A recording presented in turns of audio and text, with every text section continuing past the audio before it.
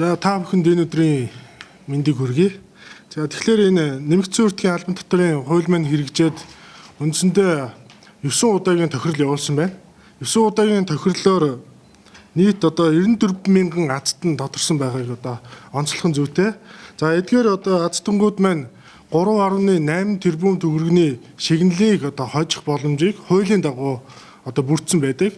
Тэгэхээр дараагийн яг энэ олгох процесс маань өнөөдрийн байдлаар 986 сая төгрөгийг иргэдийн дансанд одоо шилжүүлээд байгаа. За тэгэхээр энэ бол бодит томоохон хэмжээний одоо мөнгөн урамшуулыг татварынхаа одоо эрүүл орчин, эдийн засгийг эрүүлжүүлэхийн үйл ажиллагаанд дэмжлэгтэй оролцсоныхын төлөө иргэдэд урамшуулсан мөнгө байдаг. За мөн суглаа маань хоёр төрлийн суглаа явагддаг бөгөөд нэмэгдсэн үртгийн албан татварын яг үндсэн суглаа буюу суглаа болгоны 2 орон 3 орон таарснаас ихсүүлээд одоо мөнгөн шигнэлүүд өгдөг ийм журам байгаа. За мөн супер шигнэл гэсэн ийм тохирол байдаг. Тэр нь болохоор суглаа болгон тохироогүй тохиолдолд дараагийн шатанд одоо өсөх замаар ингээ өсч идэг ийм тохирол маань 3 сарын 20-ны өдөр азтны дугаар гарсан байна. Тэгэхээр тухайн үед биднээс хэвлэлээр мэдэгдсэн энэ азтан маань хараахан өөрийнхөө баримтыг бүртгүүлээгүй байна гэсэн мэдээллийг өгч байсан. Тэгэхээр сүүлийн үед хэвлэл мэдээлэлээр иргэд маань бүртгүүлсэн азтан маань тодорчлоо гэсэн энэ мэдээллийн дагуу бас зөв зохистой мэдээллийг өгөхөөр биднээс энэ өнөөдрийн хурлыг зарлаад байгаа.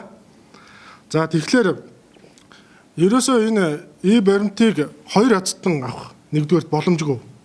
Яагаад гэвэл тухайн өдрийн суглаанд тэд гэсэн одоо 3 гэсэн тоо юм уу 1 гэсэн азтан тодорлоо гэсэн тохиолдол нэг л байна.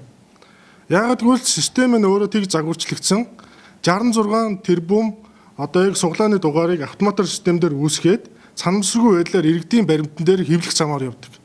Тэгэхээр энэ ч давхардаж юм уу яг ижилхэн нэг дугаарыг иргэний баримтан дээр гарах ямар ч боломжгүй юм л та техникийн хувьд. За хоёрдугаарт нь энэ QR кодын одоо давуу тал одоо яг энэ дээр гарч иж байгаа.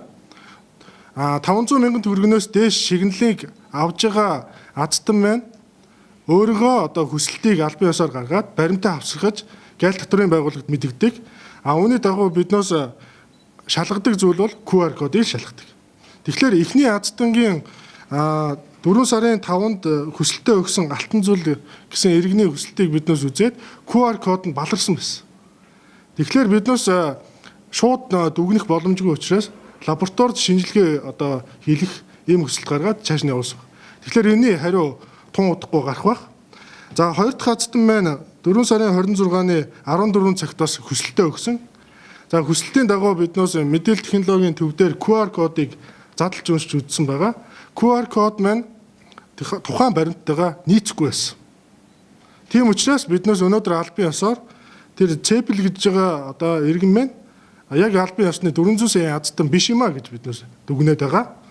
Тэгэхээр цаашдаа энэ журмын дагуу журам маань ерөөсөө суглаа явагдсан өдрөөс хойш 90 хоногийн дотор азтан маань баримтаа авчирч өгсөн тохиолдолд азтан босныг биднээс зарладаг юм журамтай.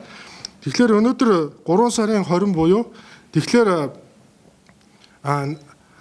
одоо 3, 4, 5, 6 сарын 20 гэхэд хэрвээ энэ азтан маань тодорхой тохиолдолд төрийн сан руугаа буцах ийм журмын зохицуул одоо үйлчилсэн хിവэрэ байгаа. Тэгэхээр энэ азтангуудын маань одоо тодорхойд байгаа гэдэг мэдээлэл бол иймэрхүү явцтай байгааг та бүхэнд одоо дуулах гэсэн юм аа.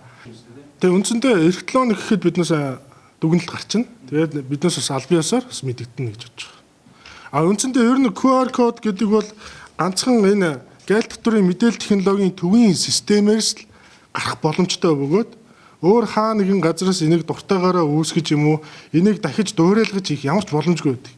Иргэд маань анх гайхчихсан заавал ийм юмтай байх ёстой мó гэдэг бол энэ ерөөсөө нууцлал аюулгүй байдлын 1024 битийн энкриптийн технологиор ашиглагдсан ийм хамгийн сүүлийн технологи байна. Тэгэхээр энэ цаашаа хэлбэрийг хичнээн дуурайлгаж хийх гэж оролцсон ч энэ яагаад ч энийг давтаж хийх боломжгүй юм л да. Тэгэхээр иргэдийн гар дээр очиж байгаа баримт үр ийм үн цэнтэйгээр биднес хийдэг технологиг Монголд нэвтрүүлсэн. Тийм учраас одоо 400 сая азтан. За тэр ганцхан 400 сая азтан биш. Өнөөдрийн байдлаар 94 мянган азтны баримт бол бүгд одоо яг энэ хяналт шалгалт энийг яг ижилхэн дөрмөөр бид шалгаж оруулдаг. Тэгээ хууль хяналтын одоо яг энэ зөв механизмаар биднээс яг технологитой хослуулсан байдлаар энэ төрийн сангаас мөнгө олохыг одоо энэ дүрмийн дагуу гаргадаг учраас маш эрсдэлгүй юм найдвартай юм суглааг биднээс явуулж байгаамаа.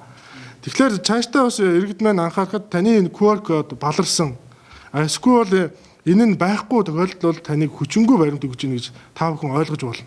Цаашдаа энэ бол хамгийн чухал гэдгийг ойлгоод энийг хадгалах горим, за энийг балруулахгүй байх.